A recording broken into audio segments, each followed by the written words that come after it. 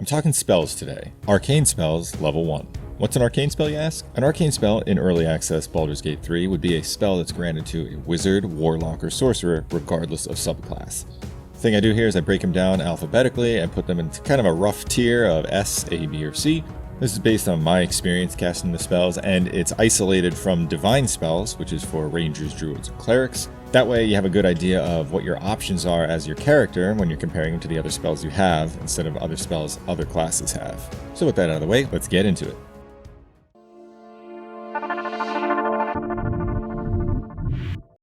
Armour of Agathys is a warlock spell that'll grant you 5 temporary hit points, and so long as you have those 5 temporary hit points, anytime an opponent lands a melee attack against you, they'll be dealt 5 cold damage.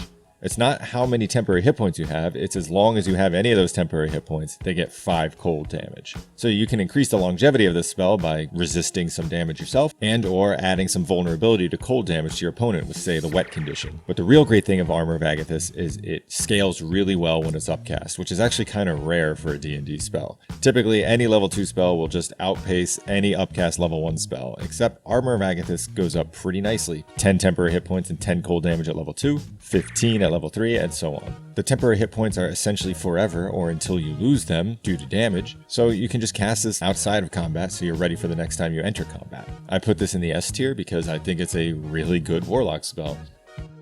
Arms of Hadar is another warlock spell. This is going to have all creatures within 3 meters of your character do a strength saving throw. If they fail that saving throw, they're going to take 2d6 necrotic damage and lose their reaction for that round. If they succeed on the saving throw, they're just going to take half the 2d6 necrotic damage. I think this spell gets a lot of undeserved hate, especially since it's just as good, if not a little bit better, at getting your character out of a sticky situation as, say, Thunderwave. Thunderwave does slightly more damage, and it's a little more useful when you're on a cliff, but it targets Constitution. Creatures are very likely to be good at Constitution saving throws, and not all that likely to be good at Strength saving throws. On average, Strength just isn't a common saving throw for creatures to be good at. Removing the reaction removes the opportunity attack, so it makes it pretty easy to get out of there. So I think Arms of Hadar is actually a pretty solid B tier spell. I don't use it all the time, but I don't see why people hate it so much. Burning Hands is a wizard spell that does guaranteed damage and a decent amount of it. All creatures in a 5-meter cone have to make a dexterity saving throw. They take 3d6 fire damage on a failed save and half that on a successful save. So it's always doing damage, but it targets a saving throw that creatures are usually pretty good at, and it deals a type of damage that's typically resisted. There's items out there that benefit from fire damage though, and this is guaranteed fire damage, so that kind of boosts it up. I'm okay putting it in the B tier. I don't cast it all that often, but I see how it's useful. Charm Person. Charm Person lasts 10 rounds without concentration. It gives you advantage on charisma ability checks versus the target, and they will not attack you, the caster. They'll still attack other people, and that's its uses. Use it in dialogue, get whatever dialogue outcome you want. It's C tier, it doesn't have any uses outside of that. Chromatic Orb is available to wizards and sorcerers. You're probably going to cast it more often as a sorcerer, just saying. You make an attack roll against your target, you choose the damage type, whether it be lightning, cold, fire, acid, poison, or thunder, and if you choose anything that isn't thunder, you create a surface effect related to the damage type you did. Now since thunder doesn't grant a surface effect, it does some extra damage. At level 1, all other damage types are doing 2d8, and thunder's doing 3d8. And as you upcast it, you just keep adding a d8 to the damage. It's really good damage for a level 1 spell. It does elemental effects, which is kind of how you turn the tides in combat. It's an attack roll, so it can crit. I cast it all the time, especially if I'm a sorcerer. Sure, I probably have better options as a wizard, but I still like it as S tier. It's that useful. Color Spray is a pretty interesting spell. I know a lot of people don't like it, and I don't think it's great, but I'm going to defend it because I don't think it's terrible either. It's a cone, and I know cones aren't great, and it's a hit point pool spell, so it's going to target 33 hit points worth of creatures in a 5-meter cone. There's no saving throw. It just automatically blinds the enemies in that cone up to 33 hit points worth of enemies, and blinded is a pretty good condition to impose on enemies. They don't get reactions, they have disadvantage on their attack rolls, and attack rolls against them have advantage. And again, I don't think it's a great spell, but I don't think it deserves the hate that it gets. So I'm going to throw this into B because I've used it with some good success. Disguise Self is another role-playing spell that lasts until you're fully rested. You choose a different species, or even the same species as the caster to disguise yourself as. You can choose a masculine or feminine appearance, and you trick people into thinking you're something else. And we basically use this to be a Gith talking to Githyanki or a Drow talking to the Goblin camp. It's a fun spell, it just doesn't really have any uses outside of dialogue. C tier.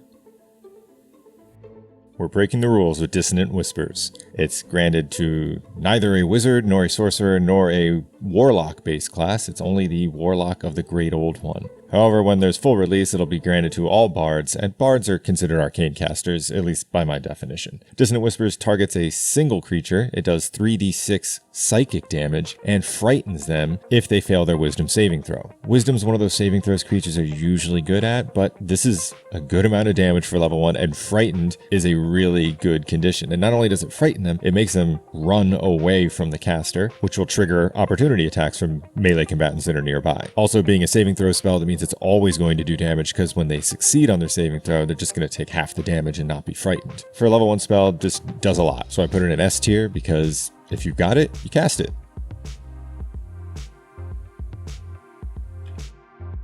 Expeditious Retreat makes dash a bonus action, as long as you can hold concentration. It's not a very useful spell. C tier. Bye! Okay, fine. I guess it could be more useful if it didn't require concentration. Alright, that's really all I can say about it. False Life will grant the caster of the spell 7 temporary hit points. Yeah, that doesn't sound all that great, but here's why it's not in C tier for me, and maybe I'm breaking away from the grading method here or something, but there's an Eldritch Invocation that lets the Warlock cast it at will, so you can just always give yourself 7 temporary hit points. Now, a Fiend Warlock can get temporary hit points by killing creatures, and there's better invocations out there, but I did build a character that used this once, and it was okay. Better than C tier, I'd say. So, B. Don't expect much combat utility from Featherfall. In fact, don't expect much utility from it outside of falling into the Underdark. When you need it, you need it. And beyond that, you don't need it. So that means C. Use Find Familiar to summon a little buddy. A little creature that has its own little abilities like turning invisible or distracting enemies. Outside of combat, use it as a scout, and in combat, a teeny tiny meat shield. Like a meat buckler. For this purpose, I'd suggest the cat or the raven, because they have the highest armor class, and probably the raven, just because it can fly and the cat can't. At least an enemy will use up an action attacking it. It's useful enough to be a B tier. People love their fog cloud. And I'm not sure if it's been patched since people investigated this, but now in my experience, you have advantage against all creatures that are within the fog cloud, and I've had characters of mine targeted while in a fog cloud. Not only have I been targeted by, say, like Grease or other area of effect spells, and mind you, Grease can just flat out break the concentration of whoever's holding the fog cloud, but I've had attacks directly targeting people, and of course, they have advantage because the people in the fog cloud are blinded. But I experienced the same thing on enemies, so I actually do, contrary to popular advice, use it offensively. It's like Fairy Fire that stays in one spot and doesn't give a saving throw. That's good enough for A tier. Grease is a wizard spell that's going to make a decently sized area difficult terrain, where creatures can fall prone. This can break concentration of a caster pretty easily, and make a creature a pretty easy target for a melee attack, though you're probably not going into melee range if the area is greased. It's also flammable. It'll do 2d4 fire damage, which isn't that great, but, you know, that's good enough for B tier.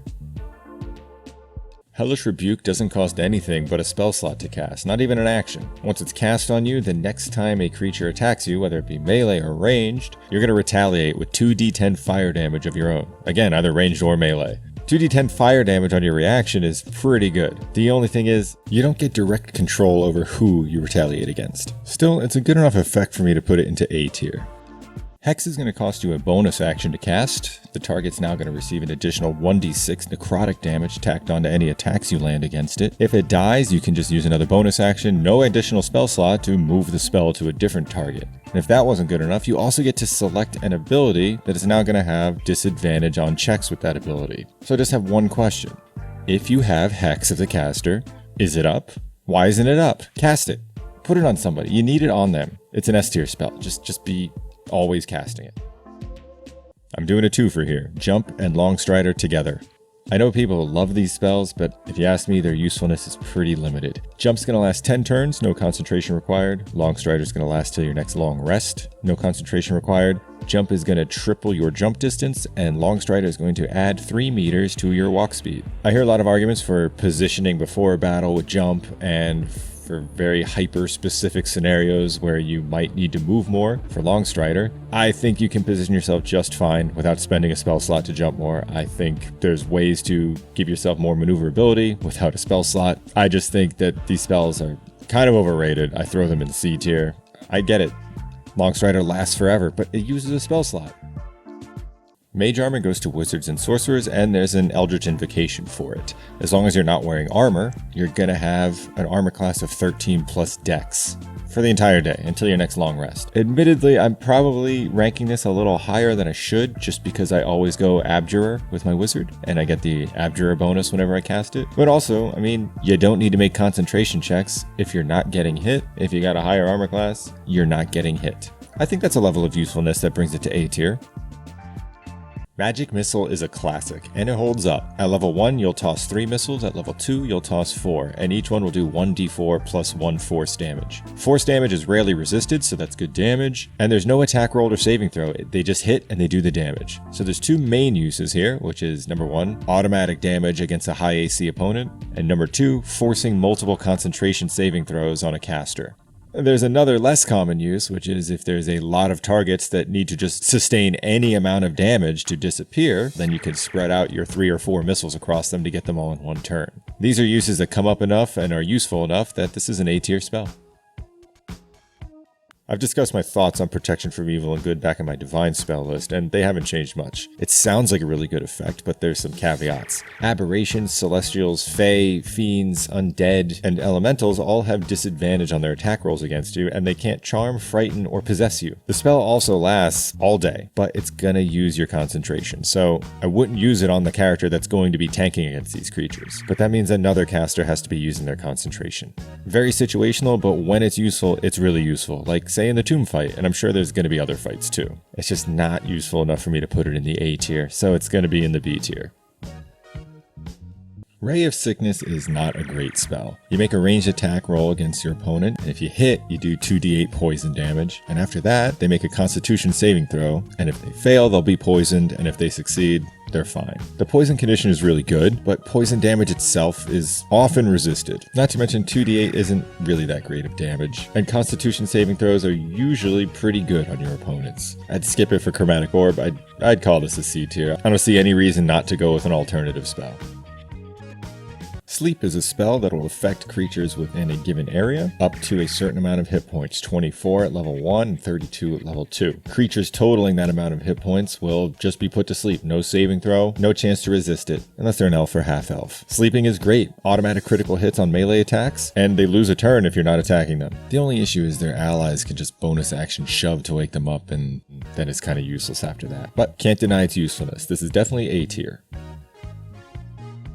Hideous Laughter by Tasha. Your target makes a wisdom saving throw. If they succeed, nothing happens. Save or suck spell. If they fail, they fall incapacitated, which guarantees critical hits on melee attacks. My issue with this is that wisdom is usually a good saving throw for your targets, but it's incredible when it does work, so I can't put it in S tier, but it's a very high A tier.